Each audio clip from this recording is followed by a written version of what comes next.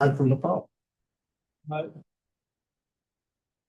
this time, I'd like to call to order the February 23rd, 2026 Upson County Commission meeting. Thanks for everyone being here. And this time I'd like to ask Mr. Henry, please call the roll to establish a quorum. Commissioner Goldie. Present. Commissioner Kinnemer. Present. Commissioner Buckner. Commissioner McBride. Present. We do have a quorum. If we'd all stand, I'd like to ask our county attorney report of our invitation and additional ability to lead our pledge of allegiance. Let's pray. God our Father in heaven, we come before you and we offer thanks for the blessings you give us each and every day as a community and individually. We know, God, during this period of time that in our community, there are many people that are ill from flu, from COVID, and different things. And so we just offer prayer for healing and comfort and care and for those that are caring for them, providing medical help. So God, just be with all of them and help them in every way that you can. Pray you watch over us and guide us in Christ's name. Amen. Amen. Attention, salute, pledge. I pledge allegiance to the flag of the United States of America and to the republic for which it stands, one nation, under God, indivisible, with liberty and justice for all. It's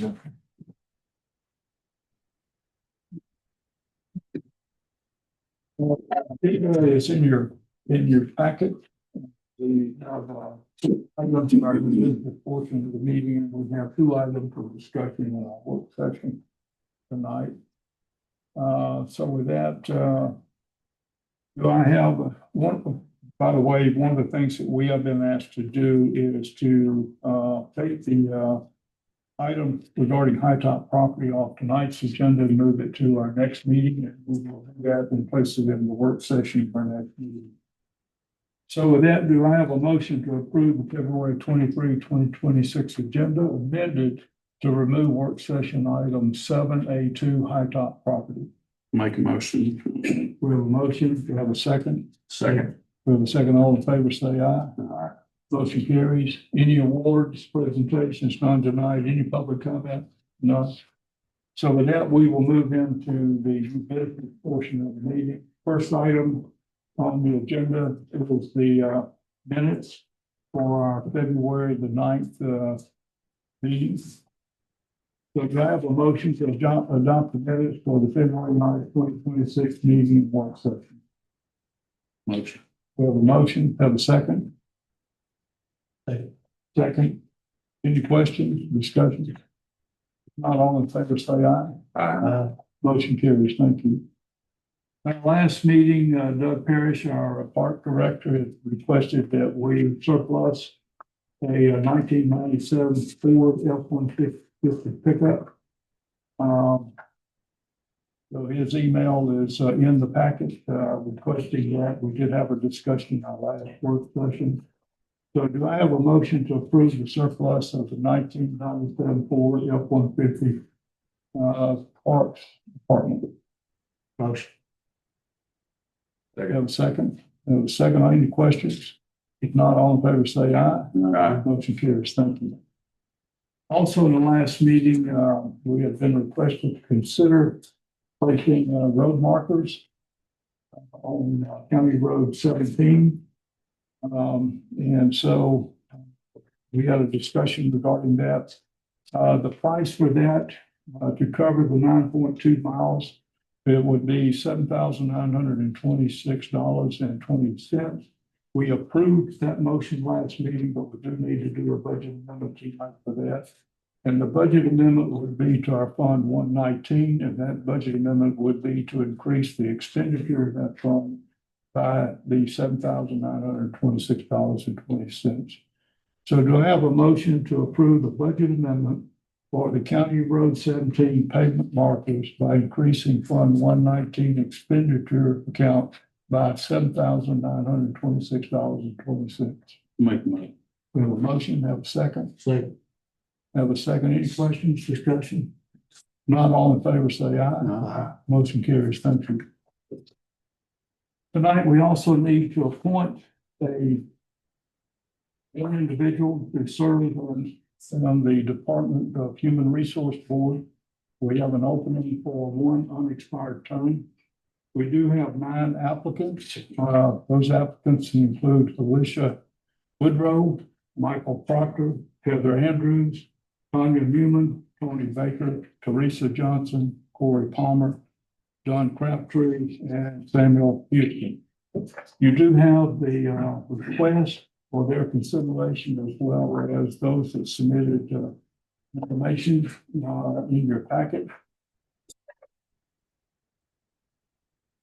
First, in your packet is Alicia Woodrow. The request says she's a registered nurse since 2017, and from 2017 to 2021, practiced at a pediatric mental health hospital to provide care to children with significant behavioral and emotional needs, and that included children who were in state custody. And since 2022, she served as a public school nurse in Jackson County. Through her experience, she's gained familiarity with the child welfare system and the role DHR plays in ensuring child safety. Second applicant, Michelle Proctor, request for her is she's requesting an appointment to the board, and that she is highly interested in serving the county on this board and helping the citizens of Jackson. I'm sorry, Michael. You're not reading tonight. Apologize for that, Mike. Next is Heather Andrews. She has stated in her request that she's deeply committed to supporting the mission of DHR and strengthening services that protect children, support families, and promote the well-being of our community. And she would like to bring he brings a strong interest in public service, community advocacy, and ethical governance. And she has a particular passion about ensuring transparency, accountability, and equitable access to the services provided by DHR.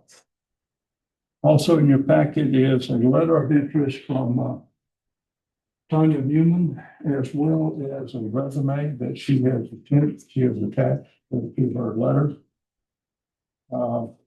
In her letter, she states that she's deeply interested in serving the community, and that she holds an associate's degree in Spanish education, a bachelor's degree in sociology, currently pursuing a master's degree in psychology, and she's developed a strong understanding of human behavior, family dynamics, cultural awareness, and the social challenges meeting individuals face.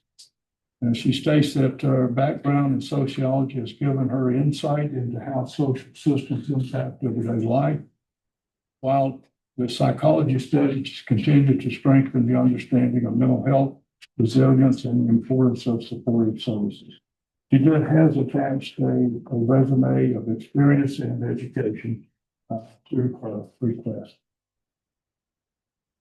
Next, Tony Baker sends an email requesting consideration. States he has 30 years of law enforcement experience, including 25 years for the Jackson County Sheriff's Office, and the last 10 years serving as a lieutenant in investigations.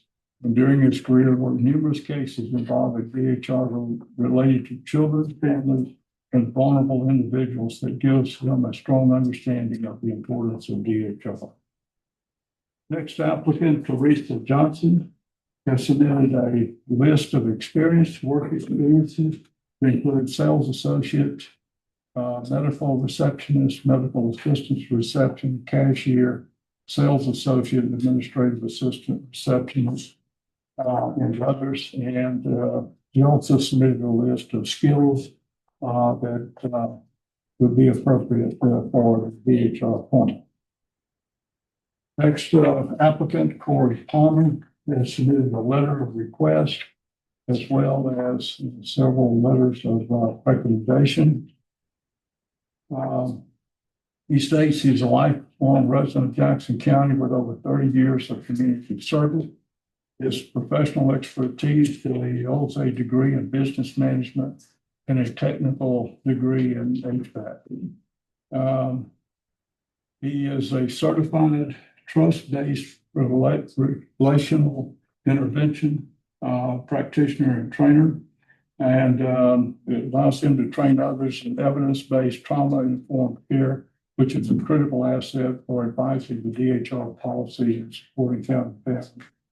Leadership and personal experience in the past 7 years served as president of the local foster and adoptive parent association, has raised 3 biological children, fostered for 8 years, and adopted 3 children through the DHR system, and currently has 1 child in foster care. Lifelong community service, has got 30 years of service, including volunteering with local fire departments and coaching youth activities. There are 2 letters of recommendation in this package. One from Jennifer Owens, provided reference for Corey Palmer for the position. She was a social worker at DHR, met Mr. Palmer in 2018, and recognizes he became president of the Jackson County Foster and Adopted Parent Association, and states that he fosters a very positive environment through honesty and open communication. The second letter is provided by Emily Tubbs, who is the director of the Jackson County Department of Human Resources, and her recommendation states that she offers her recommendation for Mr. Palmer for consideration to the board position, and that he is currently president of the Jackson County Foster and Adoptive Parent Association, and his experience in working with foster parents, foster children, and community members, and she recognizes that experience. And she appreciates the opportunity to provide a letter of support for Mr. Palmer. Next request is from Don Crabtree. He retired Army National Guard. He did have 8 years of active Army service, serving as a combat engineer and an operations non-commissioned officer and platoon sergeant. He has served on the following boards: Academic Advisory Board, Public Relations Board, and Promotion Boards. He is a retired project plant manager for TVA, responsible for plant operations, budget, and community relations.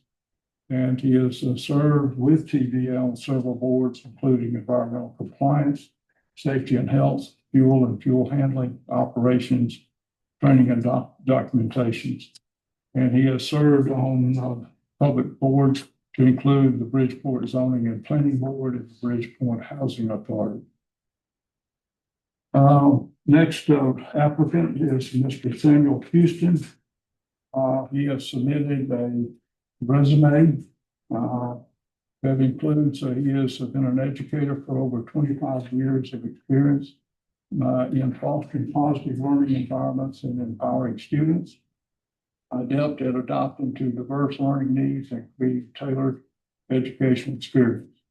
He has background in education in 2004 to 2006. He was at Jacksonville State University, received an instructional leadership certificate, graduated on August 4, 2006. From 92 to 95, he was at Jacksonville State University to receive a Bachelor of Science in Education and a social science with a social science and endorsement. He did attend the Northeast Alabama Community College and transfer course from Jacksonville State University. His experience includes classroom teachers from 95 to 2005 and 2017 to 2019, a teacher administrative assistant from 2005 to 2007, principal from 2007 to 2017, is the head baseball coach from 2005 to 2007, an assistant baseball coach from 1999 to 2004 and again in 2025, and assistant football coach from 1995 to 2007 and 2023 to 2025. He has been a member of the Army National Guard 1987 to 1996. He has served in the city of Stevenson. He has served on the Jackson County Water Authority Board, and he is currently the principal of the Stevenson Elementary School. So we do have a great list of candidates to consider tonight. So at this time, do I have a motion for a nomination to appoint a board member for the unexpired term on the Department of Human Resources Board. Can I ask a question? Yes, sir. It says on the applications for them for one unexpired term. Do we know how long that is? I do not have that. I'm just curious. Normally they're 6-year terms, I Yeah, believe. they are 6-year terms. So This will be an unexpired, so it should be a partial term. right, that's what I'm saying. Do we don't know how? I don't know the length of that. That'll be, I just, oh, Apologize, I should have that for you. But do I have a nomination? Mr. Chairman, I'd just like to say, I think it's outstanding that we have 9 qualified people that are so interested in serving on the board and serving the citizens of our county. And they're all uniquely qualified. And I just like to extend my appreciation to all that have applied for this. And it's unfortunate we can only select one. But I would like to make a motion I would like to nominate Samuel Houston to fill that unexpired term. Okay, we have a motion for Samuel Houston. Do I have a second? I'll second that. We have a second. So at this time, I'd like to have a roll call vote. Commissioner Golding, Yes. Commissioner Kennemer, Yes. Commissioner Buckner, Commissioner McBride. Yes. Okay, we do have 3 positives, so a unanimous vote, Commissioner present. So we will appoint Mr. Samuel Houston, we will appoint to the appointment of the unexpired term for the Department of Human Resources Board. Again, I would also like to say thank you to everybody. We are getting great applicants for the board positions we're asking for. That is very important for the service to the residents of Jackson County. So thank you. That's the last item that we have in our new business portion of the meeting. With that, we will now go into the work session. We do have 2 items to discuss tonight. Item is panic buttons for the courthouse and courthouse annex. We had a previous discussion with this, and the commission asked if we could get more than one bid or or the panic buttons. And so let me turn it over to our IT director for Scottsboro. Yes, so I remember 2 weeks ago, I brought you a quote that was just kind of the first technology that I thought was going to be good for the county. It was the company Laurel. You guys requested more quotes on. If I even did, I know a lot more about having 2 more weeks to do some research. And the company that we use to upgrade all our networking equipment throughout the county, they also work with a company called Bricata. It does this kind of work and has panic buttons. You have in front of you a quote from the previous quote as well as one from the company C1 that is a reseller for product. C1 again is the company we use to upgrade all our network phones. This is as apples to apples as if I could get it. They do it a little bit differently in what pieces of hardware they use, but as for not reliant upon Wi-Fi and internet as we talked about, they both are the same. They both can use Wi-Fi, and should that fail, it immediately can use cellular data to transmit that panic alarm. So both were on the same front. If you see, there is a price difference between the two. So the biggest difference that I would point out to you guys is the annual cloud cost. And the annual cloud cost is cheaper with one and more expensive with the other. The one that it is less expensive has the higher hardware and upfront cost. So run the numbers and run the math. And although the higher upfront cost is upfront higher, between years 4 and 5, it actually becomes the cheaper route than the lower upfront higher cloud annual cost. Which is the ruler. So over a 5-year period, it's still cheaper. Oh, once it hits the 5-year period after you're paying that annual cost, we end up starting to save money between years 4 and 5 by going with C1.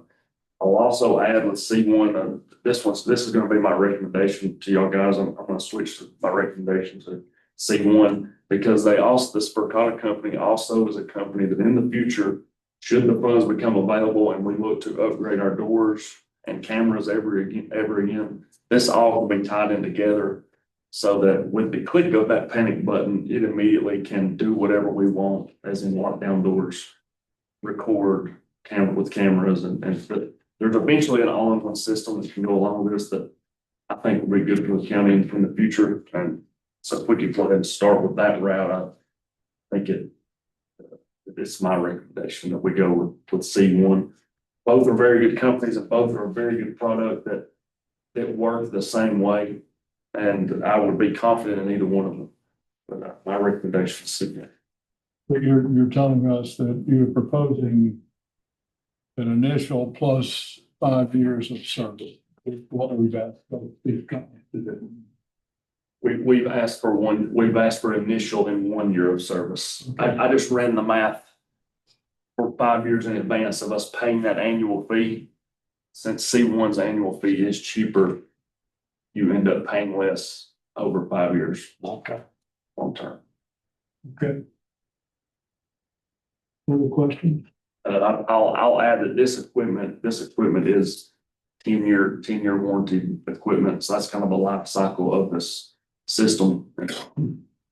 Therefore, the C1 quote would also, in 10 years, when we need to look at replacing, we end up with less money than that. So how's the cell service over there? Wi-Fi down pretty good with all major carriers? Yes, sir. Yes, sir. And it doesn't have to be great. All it needs is just a little bar. It has plenty over there. Okay. My point is, as long as it has a little service, it can shoot that alert over here to dispatch and to the city. It seems to me, given your analysis, it may be appropriate that whenever we execute a contract with them, we ask for an option for years 2 through 5, so that we have a price that we understand. John, let me ask You you. get a that. 3-year contract. I'm sorry, 3-year contract's the most you can get. 3 3 years. years. Okay. I will add 3 years is the contract that we do with our networking equipment as well with C1 with our cloud company. So we have base year and 1 year. That is what that total cost that you see at the bottom is installation plus that 1 year file service. And you'll see with C1 next year, we will owe, that is the $1,231. And with Roar, it's the higher, about 3 times that annually. Yeah, it's 4,000. Yep. Yeah. 40, almost 5. So it at year 4, when we pay that year 4 annual cost, it becomes cheaper to go with Zoom. Mr. Chairman, do you need a motion to accept this recommendation and move it to the business meeting, the next meeting? Yeah, we don't need a motion, we'll just give discussion, if that's what everybody wants to go over this to next meeting. Okay, sir. All right, thank you.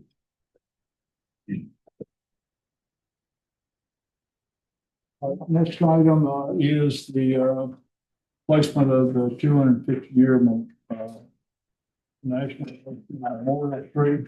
Was requested to get some input from County Extension Office regarding this tree. Again, it's a Princeton elm that gets to be about 70 feet tall. And so we did ask our county extension, Mr. Matt Webb, and members of the staff. Their recommendation is not to put it here around the courthouse because of the number of trees that are already here, but to place it over at the county annex and to place it on the northwest corner of the county annex, which is at the intersection of Liberty Lane and Freedom Street. The other discussion that we had with county extension agent, they sponsor the 4-H clubs across the county, and the idea of maybe having our 4-H students from across the county plant the tree forest over there. Certainly we would have the help with our maintenance department preparing for the planting, but they would really like the idea of having those students be part of the celebration and the planting of a tree that recognizes our 250th birthday of our nation.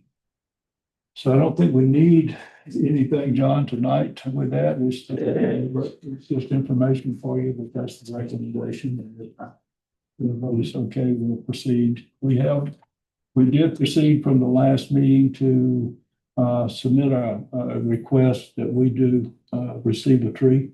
And so that has been submitted to the commemorative committee for the 250th, the celebration of our nation's birthday. So with that, if there are no other questions on that, Do we know any kind of timeline for that? they are supposed to start delivering trees in March.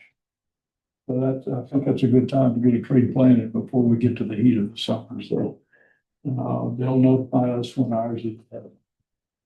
And we are in contact with the committee on that. That's the last item on the work session. So next we'll move to reports from the staff, county administrator. No, sir. Our county engineer's not here tonight. We didn't have anything on the agenda for him. So county attorney. I don't have anything, thank you. Okay, Sheriff. anything? Yeah, Chairman Commissioners, I brought the information to you. I got a phone call today from the tree commission. They requested for me to allow them to plant a tree memorial to Cecil Wells in the front lawn near the sheriff's office. I told them I couldn't make that decision. Y'all would have to, and I would bring it to y'all to see what you wanted to do. I gave him the information on the type of tree. It's a brandywine red maple, and it supposedly will grow anywhere from 6 inches to 12 in a year, up to 25 feet. It's not a huge tree. It's green during the summer and turns it pretty red in the winter. And they've requested that I bring it before y'all to talk to you about that. Do what? Is it room? Oh, I don't know. I was hoping Toby would be here to talk about that too. That's why it's just first part of discussion. To get our extension agent involved in that as well. I'll let them know. We'll get them over here. I don't know if there's any great timeline. I know they've already got the tree. We'll get them over here this week sometime and get a recommendation where to put it. Okay. So with that, let's move to comments from the commission. Commissioner Gold. Pleasure to serve and hope everyone has been well and sickness is not affecting people too much. And I appreciate the hard work of all the employees. Thank you. Mr. Kenner. Repeat what he said. Appreciate all the work everybody does. Must be safe things going on because we haven't had any bad news here lately. So very thankful for that. Commissioner McBride. Like to echo my constituents' comments. Also, like to say it's a pleasure working with this group and feel like that we accomplished a lot for our county and what we set out to do is in the best interest of our county. I want to say thank you to all the folks who actually applied for our DHR board. A lot of time went into it, like they already stated. It's a non-paid position, so the willingness to serve our county just speaks volumes of our character of our people in Jackson County. Also like to say thank you to all our employees for the hard work they put in and everything they do. Thank you. And with that, our next meeting date is March the 9th. It'll be at 5 o'clock. It will be here in the commission meeting. I'd like to say thanks for everybody being here. Say the same as all our commissioners. We have a great group of people working for Jackson County that get up every day to come to work to take care of our people across the county. So thank you to all of them. With that, do I have a motion to adjourn the meeting? Motion. We have a motion. You have a second? Second. Second, all in favor, say aye. Aye. Thank you.